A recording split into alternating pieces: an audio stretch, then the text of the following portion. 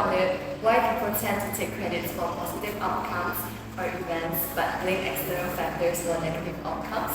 This behavior is called self-serving bias. What is self-serving bias? Self-serving bias occur when we attribute positive events and successes to our own characters or action, but blame external factors unrelated to our behavior. From a psychological point of view, self-serving bias is thought to stem from human tendency to make sense of the world with resulting byproduct of self-image and protection of one's self-esteem. Why is self-serving bias so important? We need self-serving bias in order to maintain our self-esteem. So why do we need self-esteem? We are likely to see things in a way that favors ourselves rather than others. This is caused by the unconscious need to feel good about ourselves. Taking credits for positive outcomes while attributing negative ones to external causes is a way to protect our self-esteem. Self-presentation is one of the sources that allows self-serving bias to occur. Self-presentation is the desire to appear in a particular way to others in order to make yourself look more presentable. It is either used to present information to match an individual's self-image, or present information to match the audience expectations and preference. What's wrong with you? Why do you look so sad? Look! Oh, never mind. He will do it better next time. It's all the teacher's fault. She was the reason I failed the test. The question she gave was undoable. I can't believe I actually failed the test because of her. I don't think this is the teacher's fault. You should have studied harder. Oh, really? I think the question is very hard too.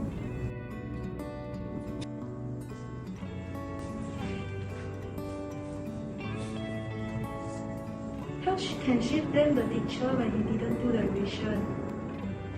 So, self-esteem is the reason why this situation is happened. So, we frequently blame the influence of outside factor for our shortcoming and efforts to preserve our sense of self-esteem.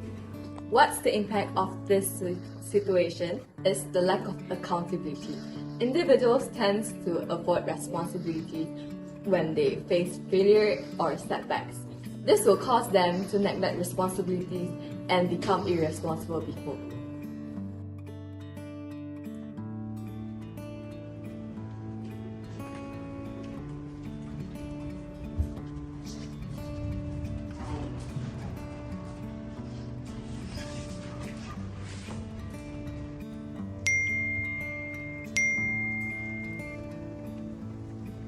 Hey, I actually just brought up your boyfriend. Uh-huh. Oh my god, what happened? Yeah, what actually happened between the two of you? Actually, I was planning to get rid of him. I don't even like him, to be honest. I couldn't even remember why we were together in the first place. Is that so? Is there some misunderstanding between the two of you? It's very sudden hearing you announcing your breakup. Yeah, maybe there is some misunderstanding between both of you. What? How can it be? It's not my fault. I'm perfect. It's never my fault. Anyways, thank God that we broke up. It's just a waste of my time.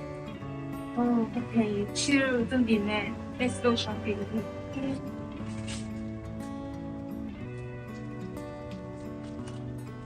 So what this situation has happened? This is because self-serving bias influence perceptions. Self-serving habits can occur when we want to influence how other people perceive us. Overconfidence is the impact of this situation. When one is overconfident, they tend to neglect alternative perspective or seek inputs from others in order to maintain their self-presentation in front of everyone. This can lead to poor judgment and the reduced trust among other people.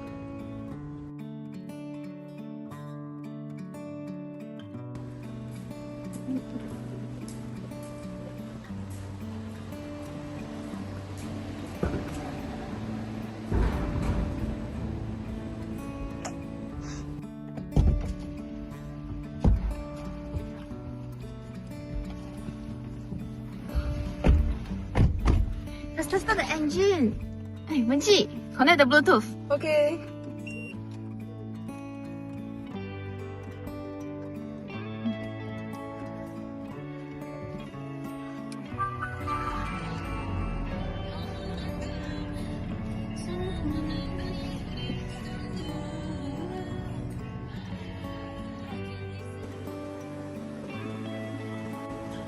Oi!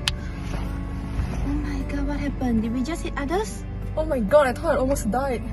What happened with that person? Did he see the road? Better he stay at home. I think it was my fault. But who cares anyways?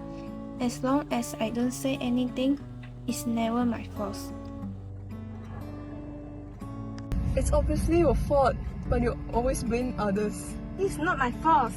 So why this situation is occur? Another factor of self-serving bias affecting self-serving bias is self-serving bias avoid responsibility. So self-serving bias frequently result from our ingrained tendencies to avoid taking responsibility when something unexpected occurs. Reduced learning and growth is one of the impact of this situation. Self-serving bias limit our chances to learn and develop as a person, as because we aren't able to acknowledge and accept our shortcomings. When individuals attribute positive success to their ability, they may dismiss their feedback that challenge their self-perception. So there's the example for the happen of self-serving bias. Now I have some tips that I want to share with you guys about how to avoid self-serving bias. So first one, you can avoid conflict and also accept feedback. So being open to criticism, it can help you to overcome self-serving behavior.